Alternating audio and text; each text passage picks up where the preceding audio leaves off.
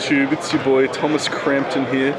We're here with a deck profile from YCS Sydney, number 3, YCS Sydney. Who are we here with today? Treetrunkmeattraymetropolosis. Treetrunkmeattraymetropolosis. Okay. What did you come in this event?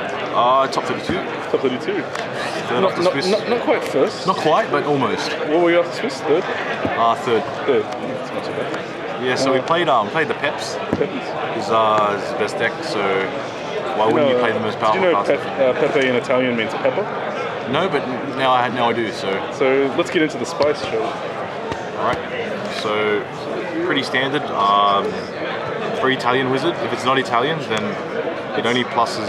It's got to be pepper. Yeah. Dante with a hat, pretty much. Dante with a hat. 3 Stratos. Yep. Didn't play Donkey, because Donkey's from Shrek, and that's not good enough for me. But aren't you the real Shrek? I was the real Shrek, but not anymore. What are you now? The Renegade Master. 3 Crazy Monkey. Because you want to plus 1 million. That's basically the deck. 2 Lizard and a Turtle. Just you want 3 high scales. It's the best number because monkey boards are 1 scale and you can't put anything else in the scale. Drawing cards is also cool. And then when you playing into Rafflesia, you can pendulum it out, and if they like bottomless you, then you draw like 3 cards, which is crazy. 3 Luster, just 1 Vector. Don't want to ever draw Vector. Luster kind of sucks, but it's good with Ariadne. And it makes the only time I ever liked this card was when it was making Nightmare, or I had it in my scale with the fusion out so that they can't negate all their effects, which is pretty good. But you never really want to draw it ever. You just want to target off of rivals. And then we play 2 Ariadne because I just want to play Infinity. I just want to go first and combo out, and then my opponent can't do anything. Like the deck, either build of the deck loses to Max E, so I'd rather just there's no way you can play around the Max E. Like if they have it, they have it. But at least with this deck, you can sort of just have the traps and set the traps and then skip their turn with a Scolding or something, and then it's your turn and win. So why 2 and not 3? Because you never need 3. Like the only reason you want 2 is, well, if I could play 1, I'd play 1, but I need the second copy for when I have Luster. And you just want to have access to it off Wayroom. But it's a really good card. 3 Plushfire and just 1 Mirror. You don't need more than 1. You just want to target off of the Juggler so you can search the scale. Switching attack and defense is okay, like it's always been okay. Plush was okay. I mean, it's another element to the deck, it was fine. Then the other Perform Mages is only 2 Juggler, because this card sucks. The only time it's ever good is when you're negating Wavering Eyes. But if they don't have Wavering Eyes, it's a complete brick. Do you wish you had a 3rd in that final game? I wish I had it, but I mean, I can't choose my hand. 1 Trick Clown because you summon it off Plush so you can make bigger boards. Same with Hat Tricker, so you can summon this guy off of Plush and then detach him and then search this one to make bigger boards. Also outs random shit, so you know, all that good shit. And then 1 Garnier because you're worth it. This card just sucks to draw, but I mean you have to play Brilliant because Brilliant's really good. The best card of the format, the Skillful card, Wavering Eyes. This card's pretty fucked. I mean, you can't do anything about it. You just have to accept the loss sometimes. 2 Brilliant and 2 Instant. I just wanted more cards that I could use to play through when I go second. So these cards not only let you play through their board, but it also lets you, if you're going first, it lets you hit more combo pieces and make your board bigger. So it's got huge utility there. And then only 2 Rivals because you never want 2. 2 of all of these was good because they're all once per turn. 2 was just the perfect number for all of these. And then the last 4 traps is 3 Notice and a Warning. These are just like going first against everything else, against like Cosmo and stuff with the non-Notice build is really hard because Rafflesia's not that good against them, Infinity's not that good against them. So this gave me a strong turn 1 board that I could auto-win against Rogue. It's also, you just also steal games. Like, you have to be playing these powerful cards if you want to just win those games through, like it doesn't matter how good my opponent is, if I have these, they're going to lose.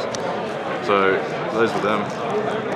And it's good when you're grinding as well, like, if you have to go second, they're not that bad because as long as your opponent doesn't open the nuts, if you can somewhat break their board and set one of these, you can re-establish control because you just negate the next turn and then you get one more turn. So they're not bad going second either. That was a main deck. Extra deck. The champ. Number 106 Carter's hand. This is huge. It just checks their monsters. Like it'll check the Wrath or the Node or the Infinity or something. But it's just swag really. That's all. Do you ever grab shit with it? Sometimes. Nightmare's obviously really good. Like in the mirror match, it's just they can't out your board ever. Where'd you get the dual terminal one from? Yeah, shout out to Elvis Vu for that. Infinity and Pleiades. Played Pleiades as well, just because Pleiades is really good. Has really good interactions with like Luster. When they activate Luster, targeting the other monster, you just bounce back their plush or something like that, and then the scales are locked. Or you can bounce. They can activate Monkey Board, and you can bounce it back, and then they can't Monkey Board for that turn. So that's pretty good. Yeah, I just wanted more stun monsters. Where'd you get the misprint one from? She has the keys to that. Those were the stun monsters, and then we played 2 Ptolemaios just so we can go Pleiades, Infinity. That was pretty good.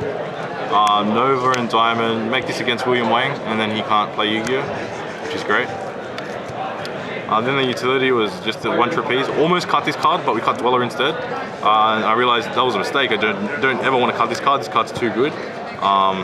Floats like 4 times and games them, which is sick. 2 removal, Diamond Dyer, Castell, just so we can attempt to play through their board as long as they didn't open the nuts. Only 1 Ignister. This was pretty controversial. Everyone was playing like 2 or 3. But I mean, game 1 against Cosmo, your playstyle, you just want to combo out turn 1. I mean, you don't ever want to grind against them. And 1 was just enough, you know. Like I never made 2 ever. Like 1 was just enough. And then I side the second.